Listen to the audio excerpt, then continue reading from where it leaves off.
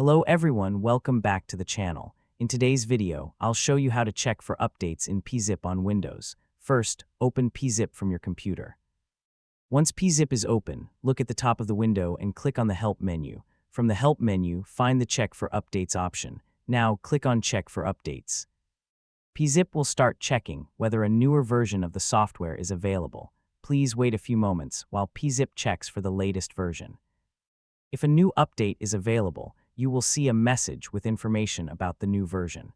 You can then follow the instructions to download and install the update. If no update is available, PeaZip will tell you that you are already using the latest version. For this tutorial, you only need to demonstrate the Check for Updates option. There is no need to change any other settings. Keeping PeaZip updated can help you get the latest improvements, bug fixes, and compatibility updates.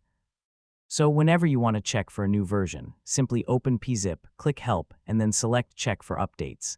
That's all you need to do. And that's how you can easily check for updates in PeaZip. Thanks for watching, everyone. I hope this tutorial was helpful. If you found this video useful, please like the video, subscribe to the channel, and turn on notifications for more helpful Windows tutorials. Thanks for watching, and I'll see you in the next video.